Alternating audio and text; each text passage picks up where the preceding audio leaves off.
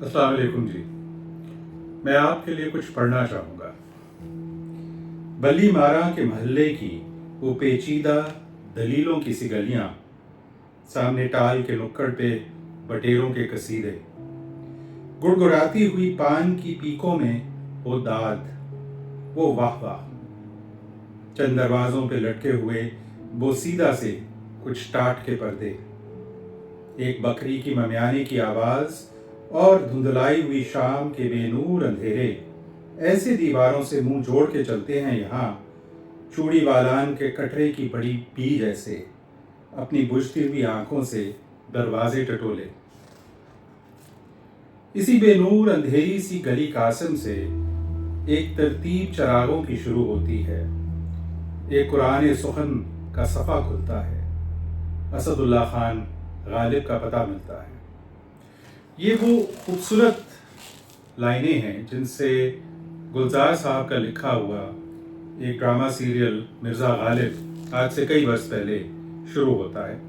اور اتنے برس گزرنے کے باوجود یہ لائنیں مجھے ابھی تک ہانٹ کرتی ہیں۔ ان کے اندر ایک خاص جاذبیت، ایک انفرادیت ہے اور ایک خاص قسم کی اداسی اور میلنکلی ہے جو کافی حد تک غمازی کرتی ہے مرزا غالب کی اپنی زندگی کی اداسی اور اس کا جو پیتھوس اور اس کی میلنکلی تھی۔ اور یہی گلزار کی خاص بات ہے کہ چاہے اس ڈرامہ سیریل کی منظر کشی ہو، چاہے اس کے ڈائیلاگ ہوں، چاہے اس میں برمحل غالب کے شعروں کا استعمال ہو، ہر جگہ وہ سینسٹیوٹی دکھائی گئی ہے جو کہ غالب شناس کی خاصیت ہے، لیکن اس کے ساتھ ساتھ ہی ایک بہت رومانوی ذہن اور طبیعت رکھنے والے شخص کا بھی خاصہ ہے۔ اب یہ جو کتاب ہے مرزا غالب ایک سوانحی منظر نامہ گلزار صاحب کی، آج میں اس پہ آپ سے گفتگو کرنا چاہتا ہوں۔ ابھی یہ کتاب چند ہفتے پہلے چھپی ہے، اس سے پہلے ہندوستان میں دستیاب تھی اور وہاں پہ یہ ہندی اسکرپٹ میں ملتی تھی، غالباً شاید اردو میں بھی چھپی ہو، لیکن خوشی کی بات یہ ہے کہ انتہائی خوبصورت ایک ایڈیشن میں اب یہ کتاب یہاں پہ دستیاب ہے۔ میں نے کل ہی اس کو پڑھنا ختم کیا اور انتہائی میں اس سے محظوظ ہوا، اور اس کی بہت سی وجوہات ہیں، لیکن مزید کتاب کا ذکر کرنے سے پہلے چونکہ ہم یہ گمان کر لیتے ہیں کہ ہر کسی کو اتنی بڑی شخصیت کے بارے میں سب کچھ پتہ ہے، مجھے تو خود بہت کم پتہ ہے، میں ایک طالب علم ہوں، اور اس سیریل نے بھی ایک بہت بڑا رول پلے کیا غالب کو جاننے کی جو جستجو تھی میری اس سلسلے میں۔ لیکن آج کل ایک اور طرح کا زمانہ ہے، ایک ریورنٹ سا زمانہ ہے جس میں اکثر تحقیق سے پہلے بہت بڑے لوگوں پہ بہت بڑی بڑی باتیں کہہ دی جاتی ہیں، اور اکثر طفل مکتب پوچھتے ہیں کہ غالب اہم کیوں ہے۔ میرا خیال میں یہ بات سمجھائی جانی چاہیے، اس پہ بحث ہونی چاہیے تاکہ لوگ آگاہ ہوں کہ ہم کس شخصیت کا ذکر کر رہے ہیں۔ وہ کہتے ہیں کہ دردناک زمانے تو بہت سے گزرے، حساس لوگ تو اس سے پہلے بھی اس زمین پہ جیتے رہے ہیں اور مرتے رہے ہیں، حوادث زمانہ نے تو بہت سوں کو ایذا پہنچائی، اور شاعر تو ایک سے ایک پیدا ہو چکا ہے اس کرۂ ارض پہ، صفحۂ ہستی میں۔ کیا غالب کی مشکل پسندی اسے منفرد بناتی ہے؟ کیا کوئی خاص قسم کی ان کی ایڈکشن کا یوز ہے؟ صرف اس کی جاذبیت اہم ہے، یا ایک رومانس ہم نے اٹیچ کر دیا ہے ان کے ساتھ، اور اس سے زیادہ کچھ بھی نہیں؟ تو میری گزارش یہ ہے کہ یہ بات تو درست ہے کہ 1857 کی جنگ آزادی اور اس کے بعد کے زمانے کا ہماری قوم پہ اور اس تہذیب پہ اور برصغیر پاک و ہند کے لوگوں پہ اور خاص طور پہ مسلمانوں پہ ایک بہت خاص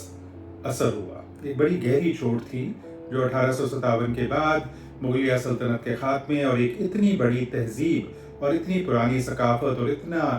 جس کو کہنا چاہیے زرخیز ایک جو خطہ تھا اور زمین تھی ہر اعتبار سے، اس پہ ایک نو آبادیاتی نظام، اس پہ کلونیلزم کا جو تسلط تھا، وہ بہرحال ایک بہت ٹرامیٹک ایونٹ تھا۔ اور یہ وہ زمانہ تھا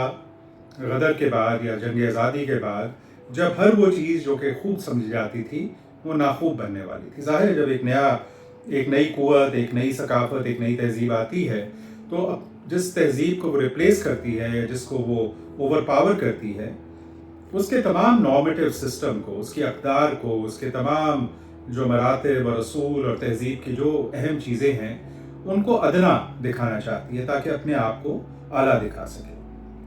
اچھا، جو تہذیب تھی وہ اپنے عروج پہ تھی۔ یہ لوگوں کا کہنا کہ وہ تہذیب زوال پذیر تھی، اس بات پہ سوچنے کی ضرورت ہے۔ تہذیب اپنے عروج پہ تھی، ثقافتی طور پہ، ادبی اور علمی طور پہ، لیکن سیاسی طور پر منتشر تھی، اور یہ دونوں بالکل مختلف چیزیں ہیں۔ اب ظاہر ہے اس پہ بہت تاریخ کی اہم کتابیں لکھی گئی ہیں اور ریسرچ جاری ہے، لیکن اگر آپ اس کو ایک افسانوی نگاہ سے دیکھنا چاہیں اور سمجھنا چاہیں کہ ایک اعلیٰ تہذیب کیا ہوتی ہے اور وہ کیوں اعلیٰ رہ سکتی ہے چاہے وہ سیاسی یا فوجی طور پہ، عسکری طور پہ شکست کھا جائے، تو شمس الرحمن فاروقی صاحب کے افسانے سوار اور دیگر افسانے، ان کا جو مجموعہ ہے، اور ان کا شورۂ آفاق ناول کئی چاند تھے سر آسماں، وہ ضرور پڑھیے، چونکہ وہ دکھاتے ہیں وہ بات جو میں آپ سے کہنے کی کوشش کر رہا ہوں۔ چنانچہ اس زمانے میں جب سیاسی استحکام ختم ہو چکا تھا، نارمیٹو آرڈر ٹوٹ چکا تھا، اس عہد کے اعلیٰ ترین ذہن اور نفیس ترین شخصیات جو تھیں، غالباً کئی لحاظ سے سب سے زیادہ اذیت ان لوگوں نے محسوس کی، چونکہ انہوں نے اس نظام کے ٹوٹنے کو کئی لیولز پہ، کئی درجوں پہ اس کو محسوس کیا اور اس کے کرب سے وہ گزرے۔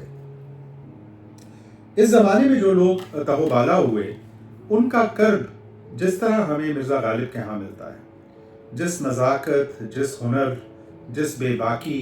جس ہمت، جس صلاحیت اور جس عظیم بیانیے کے ذریعے اور ایک شاعری اور لسانی تجربے اور اس کے اندر نکھار اور اس کے اندر خوبصورتی کے ذریعے انہوں نے ہم تک پہنچایا ہے، اس کا مقابلہ جو ہے کرنا مشکل ہے، اس کی مثال ڈھونڈنا مشکل ہے۔ اس پورے دور اور اس تمام خطے اور ان تمام لوگوں کا احساس زیاں ایک لحاظ سے مرزا غالب کی شاعری میں ہمیں جا بجا نظر آتا ہے۔ یہ صرف ان کا ذاتی احساس زیاں نہیں ہے، یہ ایک تہذیبی احساس زیاں ہے، سویلائزیشنل سینس آف لاس ہے۔ تو ایک طرف تو ان کا جو خدا کی طرف سے بے بہا ان کو جو ٹیلنٹ تھا ان کے اندر شاعری کا، جو ان کا فارسی اور اردو پہ عبور تھا، اور جو ان کے استعارے، ان کی تراکیب، ان کے جو علامتیں تھیں، وہ اپنی جگہ پہ، اور ایک ان کی حساسیت اور اس تمام چیز کو دیکھنے کی جو ان کے اندر کیپیسٹی اور صلاحیت تھی۔ چنانچہ یہ کہنا ضروری ہے کہ جو غم ہمیں مرزا غالب کی شاعری میں نظر آتا ہے اور جس غم کی وہ علم برداری کرتے ہیں، وہ صرف قسم پرسی کا غم نہیں ہے۔ حالانکہ انہوں نے ساری زندگی غربت دیکھی، ان کی پینشن ضبط ہو گئی، انہیں جا بجا ٹھوکریں کھانی پڑیں، اپنی پینشن کے دوبارہ بحال کرنے کے لیے کلکتے کا سفر کرنا پڑا، بہت مشکلات سے وہ گزرے، جو کسی کے لیے بھی ایک بہت مشکل وقت ہوتا ہے، لیکن کسی نے اچھے وقت دیکھے ہوں اور خاندانی شرافت اور خاندانی اعلیٰ درجے کا ہونا ان کے لیے ایک اہم بات ہو، ان کے لیے ظاہر ہے اور بھی زیادہ اذیت ناک ہوتا ہے۔ سوال اٹھتا ہے کہ کوئی نوکری کیوں نہیں کر لی؟ بہت جگہ کوشش کی اور کئی جگہ سے اٹھ کے چل پڑے، چونکہ ہر چیز ان کے مرتبے اور ان کے جو سینس آف ڈگنیٹی اس کے مطابق نہیں تھی۔ اگر کوئی پیسے یا نوکری اس طرح سے دے رہا تھا کہ اس کام سے یا اس طریقے سے ان کی تذلیل ہوتی، تو ظاہر ہے وہ یہ کام نہیں کر سکتے تھے۔ اچھا، پھر کیا یہ محض معاشرے میں اپنا مقام نہ ملنے کا دکھ ہے؟ چونکہ ظاہر ہے اتنا بڑا شاعر جب ہو تو اس کو اس چیز کی بھی جستجو ہوتی ہے، اس کو لوگ پہچانے، اور بہت لوگوں نے ان کو ان کی زندگی میں بھی سراہا، لیکن مرزا ابراہیم ذوق کے ہوتے ہوئے اور کئی اعلیٰ ظرف شعراء کے ساتھ ساتھ بہت سے کم ظرف شعراء اور لوگوں کے ہوتے ہوئے کبھی بھی مغلیہ دربار میں ان کو وہ وقت اور وہ اہمیت نہیں ملی جس کے وہ حقیقی طور پہ علمبردار تھے۔ اور یہ عموماً ہوتا ہے کہ بہت ہی بریلینٹ لوگ جو ہوتے ہیں ان کے زمانے میں ان کو وہ عزت نہیں ملتی۔ بہت سے آرٹسٹ، بہت سے لکھنے والے، بہت سے میوزیشین ہم جانتے ہیں زندگی میں ایسے ہیں جن کی ذاتی زندگی بڑی دکھ بھری ہے۔ تو پھر سوال یہ ہے کہ کیا محض اپنی عزت نفس پہ پڑنے والی روز کی چوٹوں کا المیہ ہے ان کی شاعری میں؟ ہرگز نہیں۔ یہ ایک پہلو ہے، اس سے پہلے کے دو پہلو بھی اس کے اندر اپنی نظر میں رکھیے۔ ذاتی جو ان کی زندگی کے اندر ایک ٹریجڈیز تھیں، ان کی اتنی اولادیں بالکل کم سنی میں یا پیدا ہوتے ہی فوت ہو گئی ہیں، جس کا انہیں بہت شکوہ تھا اور اپنی بیوی کے ساتھ بے تحاشا ہمدردی تھی، یہ سارے المیے بھی اس شخص نے دیکھے۔ کیا پھر یہ خالی معاشرے میں بے مروت، ارذل اور کمینے لوگوں کے ترقی پانے کا رنج ہے؟ یہ بھی ہے، چونکہ جب کوئی نظام تہوبالا ہو جاتا ہے اور برے لوگ اوپر آ جاتے ہیں اور اعلیٰ لوگ ٹھوکریں کھاتے ہیں تو اس کا دکھ بہرحال ہوتا ہے۔ کیا یہ صرف ایک پرانی تہذیب اور ثقافت پہ ایک لالچی، ظالم اور مکار فرنگی قوت کا قبضہ جو ہے، کیا یہ اس کی شکایت ہے؟ یہ بھی پہلو بہت اہم ہے غالب کی شاعری میں، لیکن صرف یہ نہیں ہے۔ کیا یہ زندگی کی بے ثباتی اور کائنات کے کاروبار میں انسان کی بے وقتی، اس کی بے بسی کا گلہ ہے؟ یہ بھی ہے۔ سو آپ دیکھ سکتے ہیں کہ کئی طرح کے رنج اور المیے اور مصیبتیں ہیں جو مرزا غالب جیسا شخص جو ہے محسوس کر رہا ہے، چونکہ وہ ایک ایسے زمانے میں پیدا ہوا ہے جہاں پہ جس تہذیب کا وہ علم بردار ہے، جس شرافت اور جن اقدار کا وہ بول بالا چاہتا ہے، وہ ختم ہو رہے ہیں. اس کی ذاتی زندگی میں بھی دشواریاں ہیں، لیکن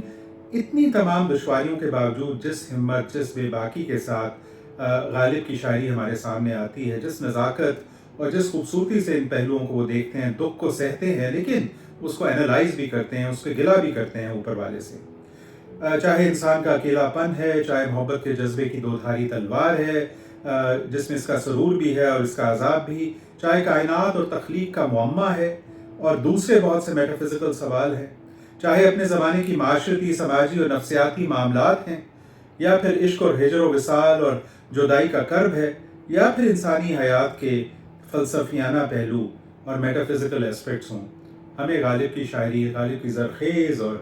زمین میں ہمیں بہت سے ایسے پہلوؤں کے اوپر بہت سی باتیں ملتی ہیں. سو بہت سے he is a multidimensional poet who has explored these various eternal questions facing humanity, but done it in his own distinctive style with his distinctive diction and pathos, which is truly memorable. اچھا، اب جیسا کہ میں نے کہا کہ اس شاعری کی نظیر اس لیے ہمیں بہت کم گلوبل لٹریچر میں ملتی ہے. ساتھ ساتھ جو غالب کی ایک خاص بات، ان کی سینس آف آئرنی، ان کی بزلہ سنجی، ان کی حاضر جوابی، ان کے جو فکریں ہیں خاص، ان کا جو مزاح ہے کہ اتنے دکھ اور رنج و الم کے باوجود، اور یہ ہمیں ان کے خطوط میں بھی ملتا ہے جو کہ ان کا ایک خاصہ ہے کہ ایک ایسا آدمی ہے جس کی شاعری فارسی اور خاص طور پہ اردو، اس کے ساتھ ساتھ ان کے خطوط، ان کی نثر اتنی خوبصورت ہے اور اس کے اندر اتنا ہمیں مزہ ملتا ہے. اچھا، اب آ جاتے ہیں گلزار صاحب کے بعد، چونکہ اب بات اس کتاب کی ہوگی. گلزار صاحب کی خاص بات بھی ان کی منفرد اور شاعرانہ نثر ہے، اور ان کی ڈکشن اور ان کا پیتھوس اور جو ایک سینس آف ایووکیٹیونیس ہے. اور انہوں نے فلمی دنیا میں رہتے ہوئے ایک ایسا باغیچہ بنایا اور اس کو سیراب کرتے رہے جس کے پھول بہرحال دنیاوی جو ہمیں دوسری چیزیں نظر آتی ہیں، عامیانہ چیزیں نظر آتی ہیں، بہت اعلیٰ اور عرفہ پیداوار ہے اس باغیچے کی، اس کے پھولوں کی، ان کی رعنائی اور ان کی خوشبو کی. اتنی ان کی جو اگر ہم فلمیں دیکھیں جس میں انہوں نے ڈائریکٹ بھی کیا ہے، جس میں انہوں نے نغمے بھی لکھے ہیں، جس میں انہوں نے ان کو جو ڈائریکشنز بھی دی ہیں اور ڈائلاگ بھی لکھے ہیں، تو وہ لسٹ ختم ہی نہیں ہوتی. اگر میں چند کا ذکر کروں جو مجھے بہت پسند ہیں، مثلا آندھی، موسم، کابلی والا، آنند، نمکین، اجازت، ماچس، انوبھو، معصوم، اور بعد میں مقبول اور اومکارا اور حیدر. مطلب سلسلہ ختم ہی نہیں ہوتا جہاں انہوں نے خوبصورت ڈائلاگ اور گیت لکھے ہیں اور کئی جگہ ڈائریکٹ بھی کیا. اب بات یہ ہے کہ اس زمانے میں اردو کو ایک نیا روپ اور اسلوب اور ایک نئی طرح کی رعنائی دینے میں گلزار صاحب کا ایک بہت بڑا رول ہے اور ہمیں ان کا شکر گزار ہونا چاہیے. اب جب گلزار جیسا شخص، اتنا حساس، اتنا منفرد آواز رکھنے والا شخص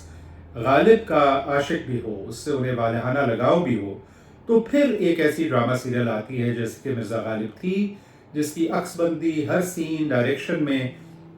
ایک خاص سینسٹیوٹی ہے. اور پھر میرے خیال میں نصیر الدین شاہ صاحب نے اپنی زندگی کا شاید بہترین رول اس میں کیا، اور پھر جگجیت سنگھ صاحب کی جو گائیکی تھی، ان تمام چیزوں کا جو امتزاج تھا اس سے یہ ہوا کہ مرزا غالب کی وہ زندگی جو کہ آبسکیورٹی کے پردے میں تھی، وہ عام آدمی کے بھی سامنے آ گئی، عام آدمی کے ڈرائنگ روم تک بھی پہنچ گئی. اس کو بھی پتہ چلا کہ غالب کیا چیز ہے. اور یہ بہت اچھی بات ہے چونکہ ہم اتنے بڑے ادب کو اور اتنے بڑے شخص کو صرف we can't just keep it to the custodians of high culture or people who have the great sophistication and ability to appreciate his complex and profound poetry. اس کو عام شخص تک لانے میں ایک بہت بڑی بات یہ تھی کہ جو بیانیہ، جو نیریٹو ہے اس سوانحی منظر نامے کا، اس اسکرین پلے کا، وہ بالکل ایک ناول کی طرح پڑھا جاتا ہے. اور اس میں جس طرح سے واقعات اور حالات سامنے لائے گئے ہیں اور جس طرح کرداروں کو ابھارا گیا ہے، اس میں غالب کی زندگی کے جو پہلو ہمیں پتہ ہیں ان کے خطوط سے، ان کے اوپر لکھی ہوئی کتابوں سے، اس کے علاوہ کچھ اپوکریفل باتوں سے، ان کو اس طرح سے یکجا کیا گیا ہے اور کہیں کہیں امیجنیشن کا بھی بہت استعمال کیا گیا ہے کہ ہمیں بالکل ان کی زندگی کی ایک بڑی خوبصورت جھلکی، ایک ٹیک، ایک انٹرپریٹیشن ملتی ہے. اور وہ بہت ہی جاذب نظر ہے، بہت ہی میموریبل ہے. اور اس میں تمام ان کی زندگی کے جو مشہور اور معروف اور اہم واقعات ہیں، جو ان کا دوستوں اور ساتھیوں کے ساتھ تعلق ہے، جو شاہی مشاعرے ہیں، ان کا ماحول ہے، کلکتے اور بنارس کا جو سفر ہے، ان کی اپنی بیگم کے ساتھ جو ہمہ وقت ایک التفات ہے اور ان کی جو حوصلہ افزائی کرتے رہتے ہیں جب بھی وہ ٹریجڈی فیس کرتے ہیں. پھر نواب جان والا جو ایک پورا ڈائمینشن ہے اور نواب جان کا جو دلی لگاؤ ہے، اتنی خوبصورتی سے مختلف مواقع پہ غالب کے خاص شعر اس بیانیے میں موجود ہیں کہ جس کی وجہ سے بہت ہی اس کو پڑھنا جو ہے ایک بہت ہی خوبصورت تجربہ ہے. اس کتاب کی تحقیق گلزار صاحب اور کیفی اعظمی صاحب نے کی، اور جیسا کہ میں نے کہا کہ اگر اس میں کوئی چیز ایسی بھی ہے جو کہ ان کے ذہن کی اختراع ہے تو اس میں انہوں نے خاص طور پہ غالب کے مزاج کو، اس کے پیتھوس کو، اس کی سینسٹیوٹی کو، رومانیت کو، ان کی جو ایک لاؤبالی پن بھی تھا اور جو ان کے اندر ہیومر تھی اس کو ہمیشہ سامنے رکھا ہے، جس کی وجہ سے وہ بہت حقیقی معلوم ہوتا ہے. اچھا، یہ جو کتاب ہے یہ بک کارنر نے ہمیشہ کی طرح انتہائی خوبصورت طریقے سے ڈیزائن کی ہے. اس کی جو کتابت ہے، اس کا کاغذ ہے اور اس میں تصویریں جو اس پلے سے ہیں وہ بہت خوبصورت لگتی ہیں، خاص طور پہ اگر آپ نے وہ پلے دیکھا ہوا ہے اور آپ کو اس کے سینز اور اس کی تمام پہلو یاد ہیں، نہیں تو یہ آپ کو یاد دلاتی ہے اس کی. سو میرے خیال میں یہ کتاب ہر غالب کو چاہنے والے، اردو تاریخ، اردو لٹریچر کی تاریخ، مرزا غالب پلے کے شائقین، گلزار کے چاہنے والے، ان تمام لوگوں کو یہ کتاب لینی چاہیے اور پڑھنی چاہیے. صرف یہ رکھنے کے لیے نہیں ہے. میں نے اس کو پڑھ کے بہت میں محظوظ ہوا ہوں. اور ابھی اپنی سالگرہ منائی گلزار صاحب نے، اور ان کی سالگرہ یہاں بھی منائی گئی، اور ان کا تعلق دینا سے ہے اور جہلم سے اور اس تمام خطے سے ان کو خاص انس ہے اور اردو زبان سے. اور ایک طرح سے وہ ایک کاسموپولیٹن شخصیت ہے جو اردو کے بہت بڑے علمبردار بھی ہیں اور ہندوستان کی گنگا جمنی تہذیب کے علمبردار بھی ہیں، اور ہندوستان اور پنجاب کے اس خطے کا جو آپس کا تعلق اور میل جول ہے اس کے علمبردار بھی ہیں. اسی لیے ان کے چاہنے والے اور شائقین اس تمام خطے میں پھیلے ہوئے ہیں اور اردو زبان بولنے والے ان سے محبت کرتے ہیں. اس دور میں جب ہم ہر قسم کی آسمانی آفات بھی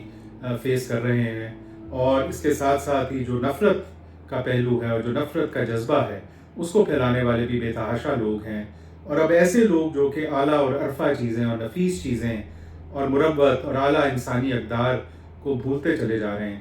ایسے میں غالب کو سیلیبریٹ کرنا، غالب کی زندگی سے سیکھنا اور غالب کی شاعری سے انسپائر ہونا انتہائی اہم ہے. اور میرے خیال میں اس سلسلے میں جو گلزار صاحب کا کام ہے وہ مرزا غالب کو ایک بہت ہی دلی طور پہ پیش کیا گیا ٹریبیوٹ ہے، جس کی جمالیات اتنی اعلیٰ ہیں کہ وہ اتنے سال گزرنے کے بعد بھی یہ سیریل اسی طرح سدا بہار ہے. اور اب جب کہ ہمارے سامنے اس کی نثر بھی ہے، اس سے اچھی چیز کیا ہو سکتی ہے. بہت شکریہ.